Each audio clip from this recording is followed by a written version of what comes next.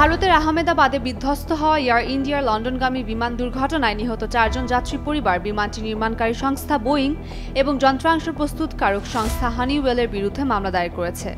12 June 2025 এই দুর্ঘটনাটি ঘটেছিল। মামলার নথিতে বলা হয়েছে, বিমান বিধ্বস্ত হওয়ার মূল কারণ ছিল বিমানের ত্রুটিপূর্ণ ফিউয়েল সুইচ। অভিযোগে আরও বলা হয়েছে, এয়ারক্রাফটের ডিজাইনে এই ঝুঁকিটির বিষয়ে উভয় কোম্পানি জানতেন, কিন্তু তা সত্ত্বেও কোনো পদক্ষেপ নেওয়া হয়নি।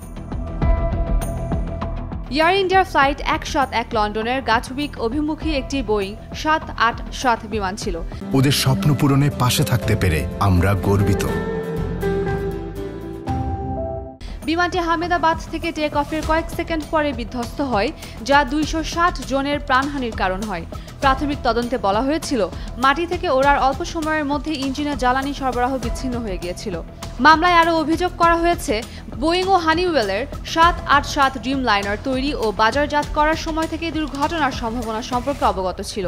2018 সালে FAA কর্তৃক জারি নির্দেশনায় অপারেটরদের বলা হয়েছিল ফুয়েল সুইচের লকিং মেকানিজম পরীক্ষা করতে, যা ঠিক না থাকলে জ্বালানি সরবরাহ বিচ্ছিন্ন হতে পারে, কিন্তু ওই নির্দেশিকা মানা বাধ্যতামূলক ছিল না।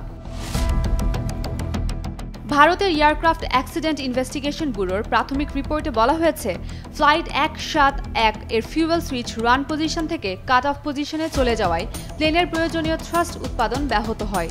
নিহতদের পরিবার এই পরিস্থিতিকে বিমানের ডিজাইনের ত্রুটি হিসেবে উল্লেখ করেছেন। দুর্ঘটনায় নিহতদের পরিবারগুলো বলছে, এই অনিবার্য বিপর্যয় রোধ করার জন্য বোয়িং ও হানিওয়েলের পক্ষ থেকে কিছুই করা হয়নি।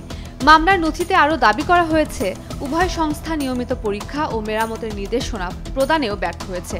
বোয়িং তাদের ক্রেতাদের প্রয়োজনীয় রিপ্লেসমেন্ট পার্টসও সরবরাহ করেনি। উমের রুম্মান ক্রান্তি, ডেইলি সান।